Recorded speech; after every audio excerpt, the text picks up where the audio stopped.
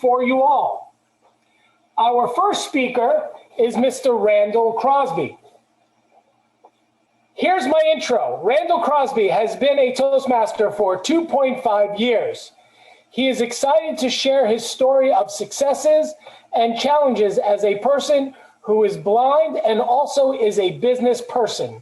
The title of the speech is Blind Ambition. Please welcome to the virtual lectern, Mr. Randall Crosby.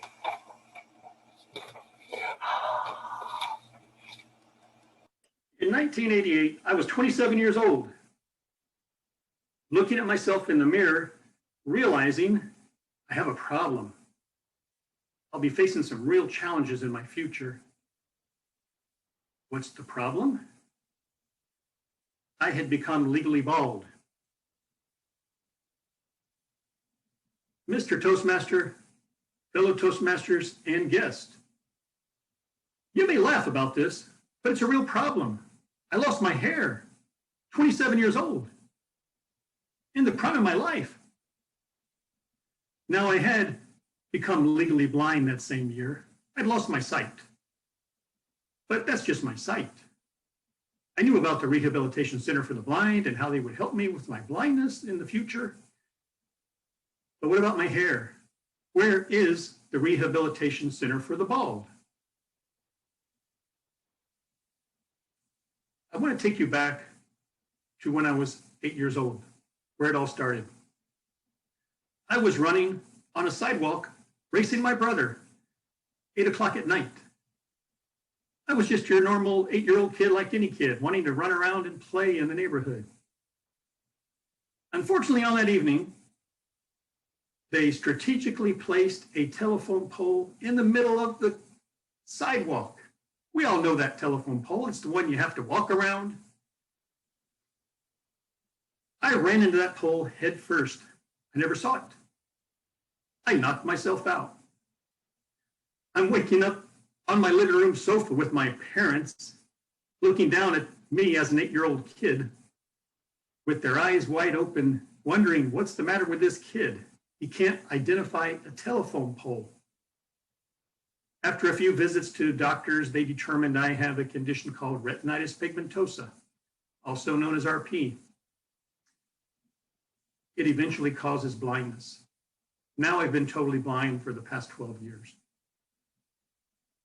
I went through a pretty normal high school phase, and I enjoyed water skiing, being on the ocean, as we lived in Naples, Florida, on the water, and also working hard on the farm for my dad and his business. He was a farmer and a businessman. My parents were very ambitious, awesome people. Their ambition caused me to become an ambitious person. While my brother and I wanted to be unruly, we were pretty well-behaved kids, except for the few occasions. But we worked hard on the farm, and we enjoyed fishing and water skiing and boating. And I attribute my parents to giving me what I call blind ambition. I believe in the power of positive thinking. It is all in the mind. If we believe it, we can do it. Just like what was talked about in our educational moment earlier today. As I became a teenager going through high school, I realized I couldn't drive at night. I had night blindness. That became an issue, but I got around that. I found this wonderful girl in high school and we dated, and she was so cool with driving. This is in '75, in the 70s, and this girl was just okay with driving me, the guy, around. And that was a different era, a different culture. Some of you in the room know this, and it was almost unacceptable that the guy is not the guy in charge doing the driving, doing the things that guys were doing back in those days. And so that worked out well. In my 20s, I was gradually losing my peripheral vision. That's the second symptom of retinitis pigmentosa. First, it's night blindness, which I always had, and then the loss of peripheral vision. I voluntarily gave up my license when I was 26 years old. I had 2 more years on the license, but I knew I was a danger to myself and others. I don't know how I had that wisdom looking at myself now, years later. I don't think I was that bright as a young man and had a lot of wisdom, but I realized I would be dangerous to continue driving. In that same year, 1987, 88, I gave up my right to work. I walked out of the Marriott Hotel from a job I'd had for 8 years in the purchasing department.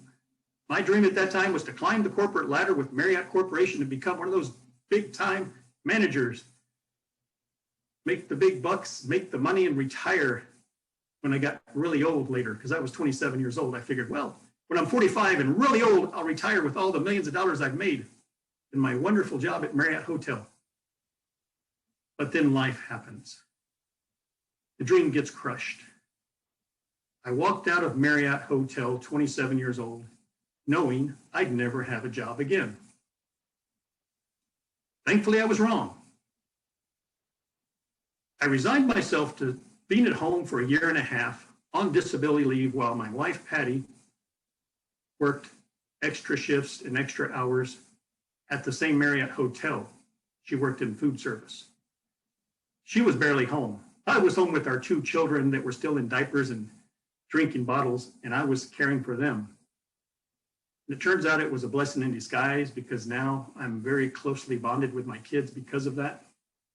I always see the glass as half full, even at that time. I jokingly tell my friends, we all know how we're supposed to go through these 7 steps of agony and sadness when we're faced with something traumatic, such as losing your sight. We all know those stages: denial, sadness, anger, depression. I jokingly say, I did a terrible job of depression. I'm sorry to all the psychiatrists in the world out there, but I could not do depression to save my life. I'm just too darn cheerful. I want to see the glass is half full, to the point of being annoying to some, but that's okay. After a year and a half of being home on disability leave, really not thinking I would work again, my ex-boss at the Marriott Hotel, the purchasing agent, calls me on the phone. We kept in touch, but his calls were coming less frequent all the time. He calls me one day and says, Randall, I've learned about this program that provides business opportunities to people who are blind. My response that day in 1988 was, what are you, drinking or smoking? Because blind people cannot own their own businesses. They cannot work. They have to resign themselves to staying home, doing pretty much nothing. That was my mindset at the time. He gave me a name and number to call. I called the local Division of Blind Services office, talked to a counselor. That set me on a path to having my own career and owning my own business in food service, which I've been doing for 30 years now. And my wife, Patty's been on my side all the time, doing this together with me. I went to the Daytona Beach Rehabilitation Center for the Blind here in Daytona Beach, Florida. I went through 18 weeks of training in food service management. They teach you several modules, everything about how to run a business, business management, business upstart, inventory controls, bookkeeping, food service management, learning the Florida food health safety codes and regulations, and customer service techniques. Upon completion of the 18 weeks course, I went on to on-the-job training for 4 to 10 weeks, where I worked side by side with a real live blind business owner. You have to realize this was all amazing to me. I couldn't believe what was happening, that there really was a program out there like that for me. After I finished the OJT, I took the tests that were required, received my license from the state of Florida to become a food service owner and operator in the state of Florida, in my own business. Now, this all came about, this program, by way of what is called the Randolph-Shepard Vending Act of 1936. This will blow your minds because it blows my mind. In 1936, 2 guys with the last names of Randolph and Shepard I'm told maybe they were like congressmen people or something like that, that they established this law, federal law. In a nutshell, it says, U.S. citizens who are blind have the first rights to conduct food service business on federal and state properties, period. That's a powerful statement. What that is saying, that all the chains out there, and choose the one, McDonald's, Panera, whoever, Chili's, cannot compete with us directly. They're breaking federal law. There are currently 116 of us in Florida, self-employed under this program. Over 2,500 of us in the United States who are blind, self-employed with this program. If you're driving down one of the interstate highways here in Florida, I-75, I-10, I-95, and suddenly you need to find a restroom, that's usually the way it happens. You stop at the nearest rest area. Then you look around and see that there's some vending machines there. If you put a couple dollars in one of those vending machines to buy a soda, a cup of coffee, candy bar, or chips, you have just done business with a person who is blind like me. I currently own and operate my own business here in St. Augustine, Florida on I-95, and my wife and I own the rights to those vending machines. They provide a lucrative enough income to support a family of four. We're a family of two now. My children are grown adults out there in the world doing their thing. And thankfully, they have no symptoms of retinitis pigmentosa or eye conditions thus far in their lives. This program, which is also called the Bureau of Business Enterprise, or BBE, because state government loves acronyms. This program has allowed me to work in 5 different businesses in 2 different states and 5 different cities. Patty and I, my wife Patty, we started in Naples at the vocational technical school. We were there for 8 years. Then we moved on because there was a better opportunity. And we landed at the Kennedy Space Center, which was awesome. We owned and operated our cafeteria in the headquarters building at the Kennedy Space Center for 14 years. We were on the 3rd floor, and the Kennedy Space Center director's office, suite of offices, was the complete total 4th floor. We served breakfast, lunch, and catering, and everything that goes with it. Lots of coffee and caffeine and sugary items like candy bars and meals. 2, the NASA engineers, even the astronauts, we bonded so well with them. Our children, the moment they turned 16 years of age, both got badges out there. Our son and daughter, they became our employees on weekends or after school, and they loved being out there. They learned so much from us for doing that, all that work and being in business. Ironically, our son, who is 35 years old now, Chris, he's employed at the Kennedy Space Center as of 2 years ago. He actually got hired on out there, and he works in the VAB building, which is the Vehicular Assembly Building, and that's the monster-sized garage where they actually house the rockets, and they used to house the space shuttles. And our son operates the crane, moving these parts that weigh tons all around inside the VAB. He operates the crane, and he's as high as 40 stories high sometimes. I'll say that again, 40 stories high. And he's operating the crane. I joke with him and say, son, if I had 20/20 vision, I wouldn't take that job. They couldn't pay me enough to do it. I'm kind of a thrill seeker and pretty adventuresome, but that would be too much of a thrill for me to be responsible for all that. I'd rather only be responsible for food and potentially causing food-borne illnesses than to potentially drop a 5-ton part on somebody's head. That's probably worth $10 million for NASA. But it's been a great experience. Our business program, the BBE, has 4 types of facilities. They are cafeterias, snack bars, vending machine routes, which include vending machines in multiple buildings, and as I mentioned, the rest areas along the interstate highways. We have 116 facilities here in Florida, each one owned by a blind person, a person who is blind. These locations are all on federal and state property for the most part, though they do extend into private property in some cases. If you go into the Orange County Courthouse, you'll see one of these locations and you can patronize them and be served by them and the staff there.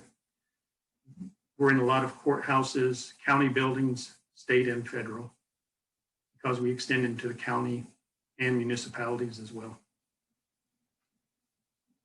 It's been amazing for me. The opportunities have been incredible. I do attribute it to my mindset as I go into things, because I only see the potential for great things to happen by having a positive mindset. It is my blind ambition. I won't give up on anything. I will work it to death till it works right. But I do know when it's time to move on, when something's not going to work. I can always bail out and move on to something that will work. We all have to realize that. At the Kennedy Space Center, I look back at it now as kind of a highlight of my career because of the fantastic experiences that happened there. My good friend Gabe, who is still my friend to this day, was a NASA engineer out there for 30 years. He retired. He's the guy who encouraged me to run my first 5K race, which was amazing. As I told him, a blind guy can't run. In spite of all my optimism and positivity, I was the guy saying, Gabe, blind people can't run races. That's crazy. You're crazy for asking me, and I'm crazy for doing it, I told him. He talked me into it. Thankfully, wouldn't take no for an answer. And after we ran that first 5K in 2006, and I was totally blind, I went on to run 115 race events, triathlons, 3 full marathons. We did a 100-mile bike ride. Yes, a 100-mile bike ride. And I always ask people, what's the best thing about a 100-mile bike ride? The best thing is when you get off the bike and you say you're done. Believe me, we checked that one off our bucket list. We're glad we did it, but we agreed immediately we don't want to do this again. 20-mile bike rides are okay, even 30, but not so much 100. So we haven't gone back to that one. But I learned so much from my experience at the Kennedy Space Center. I tell people I came into the Space Center with a positive attitude.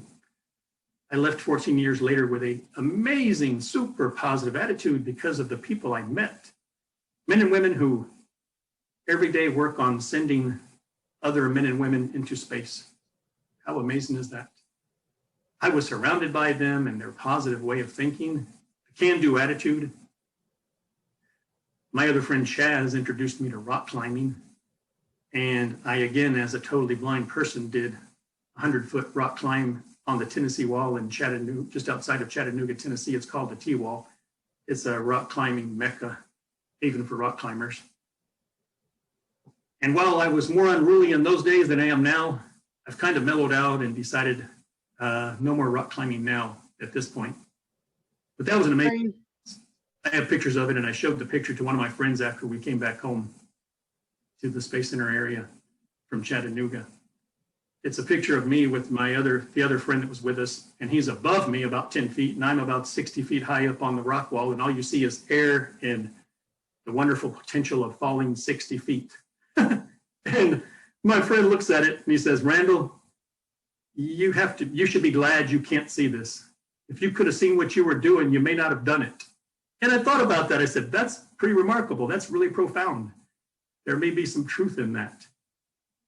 It's like my friends tell me, well, Randall, you shouldn't have a fear of public speaking because you can't see the audience. But that's a myth. It doesn't work that way, folks, as you probably realize, because I know there's an audience out there. I know all the focus is on me. So as I'm public speaking, I have the same amount of nervousness as anyone else would have.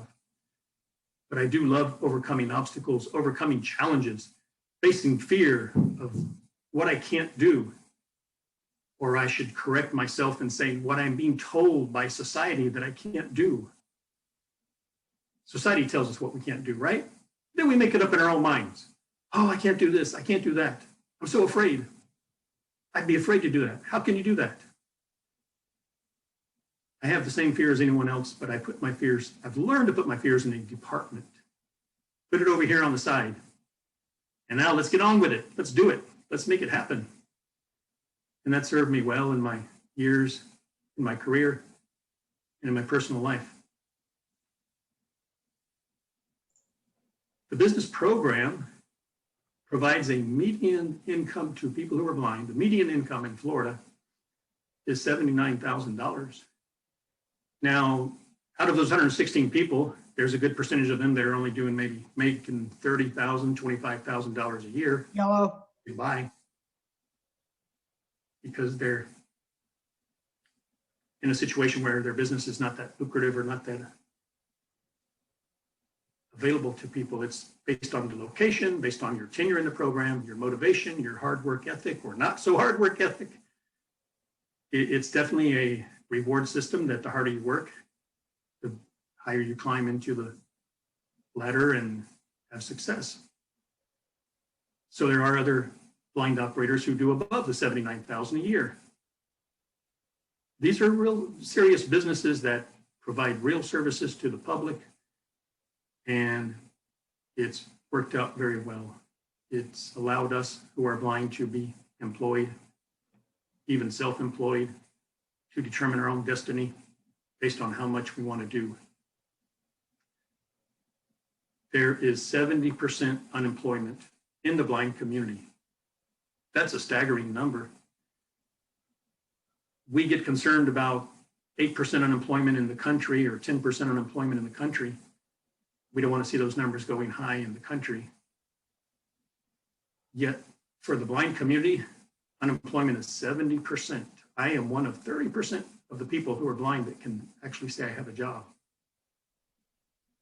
So part of my mission in life at this stage is to try to help find ways to make that situation better.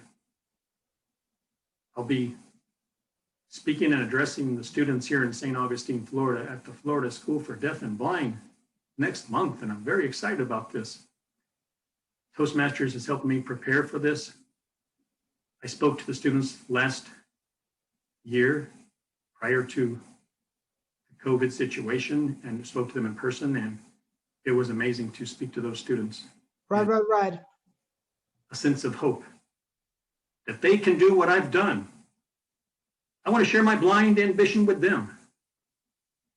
By the way, I told you I was looking for the Rehabilitation Center for the Bald. Where is that Rehabilitation Center for the Bald? I found them. Me and my determination, I found the Rehabilitation Center for the Bald. Well, you tell me, what do you think? They made some suggestions for me. Is this working for me or what? Thank you, Rehabilitation Center for the Blind, and thank you, Rehabilitation Center for the Bald. Mr. Toastmaster. Thank you, Randall, for that speech. Don't go with the hair. Much more attractive with the bald. You got that whole bull thing from Nikon going on.